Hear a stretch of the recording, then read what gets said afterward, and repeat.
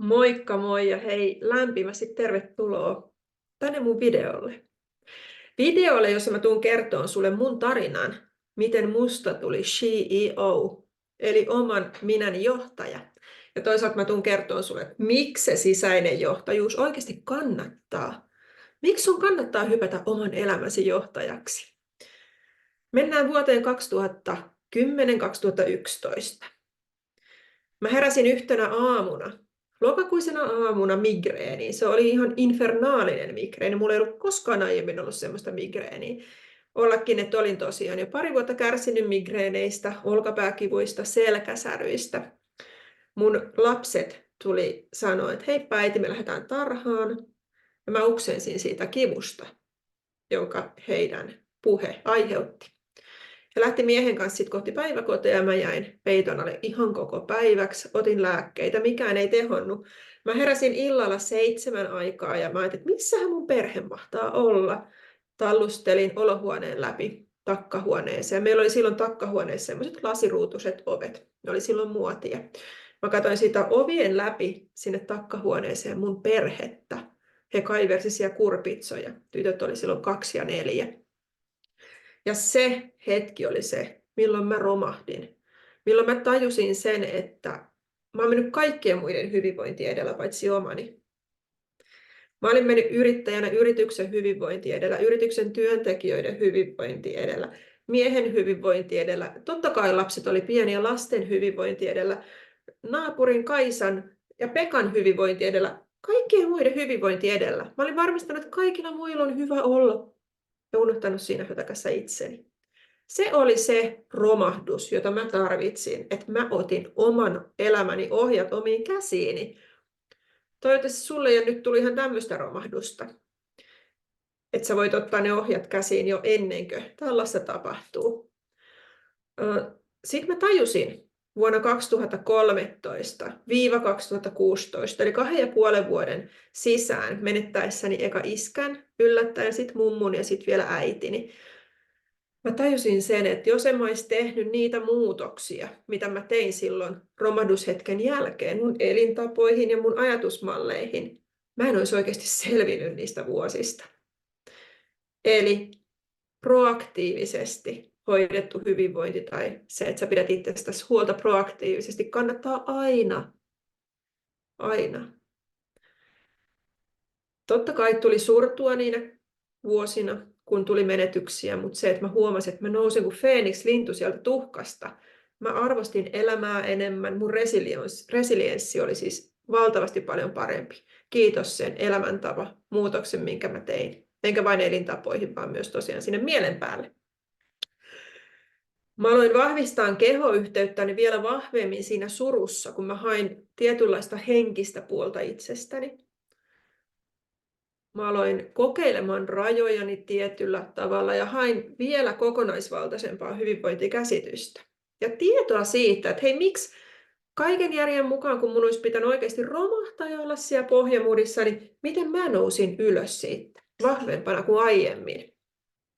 Sitten mä ystäväni kehoituksesta törmäsin positiivisen psykologian asiantuntijan opintoihin ja hain sinne ja pääsin. Ja siellä mulle selkisi, että se mitä mä olin kokenut oli posttraumaattinen kasvu.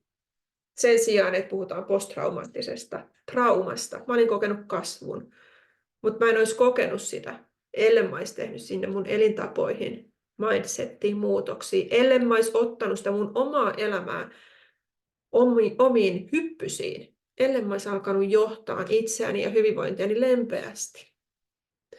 Mä mietin positiivisen psykan opintojen jälkeen, että hei, että mulla on nyt jotain, mitä mä haluan antaa myös muille. Mulla on kutsumus suurempaan. En tiedä, oliko se positiivisen psykologian opintojen aikoina tekemäni unelmakartta jo ollut osviittana tälle tulevalle taipaleelle. Siinä unelmakartassa oli tunturi, nainen läppärillä, jossain turkoosin meren äärellä. Siinä oli ihmiset käsi kädessä auttamassa. Siinä oli koira, siinä oli hymyä ja iloa, siinä oli metsää, siinä oli rauhaa.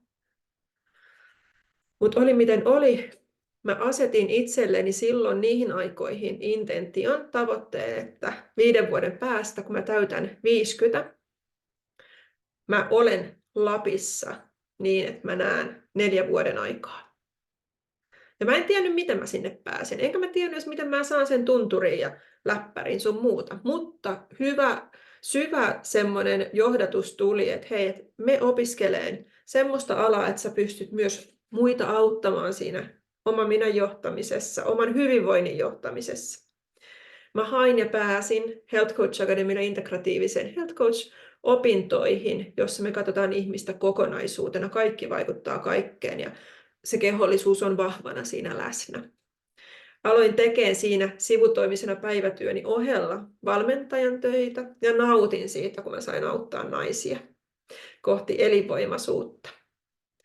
Sen jälkeen mä pidin välivuoden opinnoista ja coachasin, mutta kuljin edelleen kohti sitä mun tavoitetta siellä tunturin juurella, kohti sitä läppärillä olevaa naista Turkoosin meren rannalla. Ja sitten hakeuduin HCA Master Coach, eli syvempiin jatkotason koulutuksiin, tai koulutukseen, josta valmistuin sitten joulukuussa 2023. Mutta sitä ennen oli tapahtunut suurin irtiotto mun elämässä, jos ei oteta menetyksiä, jotka nekin oli irtiottoja tavallaan. Elokuun alusta 2023 mä en ole ollut enää perheyrityksen palveluksessa. Toki teen niitä hommia, rakkaita töitä vielä kotoa käsin hallituksen puheenjohtajan ominaisuudessa, mutta päivätyökseni saan tänä päivänä valmentaa naisia sisäisen johtajuuden haasteissa. Näyttämään heille, kuinka helposti heilläkin on mahdollisuus siihen. Aika monet meistä on kokeillut jos jonkinlaisia kuureja ja elämäntaparemppoja sun muita. Mutta kyse on siitä, että saatat mahdollisimman pieniä askeleita, jotta sun itsetunto, motivaatio askeleelta kasvaa. Kyse on myös siitä, että sä heijastat sun arvot sinne tulevaan. Että sä oot läsnä, että sä pidät huolta siitä sun hermostosta. Me ollaan niin ihanan monimutkainen paketti, eli CEO-valmennuksissa me otetaan tämä koko paketti huomioon, me mennään ihan syvälle ja mennään sinne alueille, missä ei ole aiemmin oltukaan, jotta me saadaan noustua sinne seuraavalle sisäisen johtajuuden tasolle. Mutta CEO-verkkokurssi on jo hyvä ponnahduslauta tähän. Me käydään 8 viikon aikana sellaiset teemat, mitä mä oon kokenut mun valmennustyössäni reilun 3 vuoden aikana olevan niitä läpimurtoja asiakkaiden kanssa. Molemmista sä löydät tietoa mun nettisivuilta. Mutta hei, nyt lämpimästi kiitos, että sä katsoit tämän. Ja jos tulee mitä vaan kysymyksiä, niin mulle voi laittaa viestiä maria@marianurmi.com.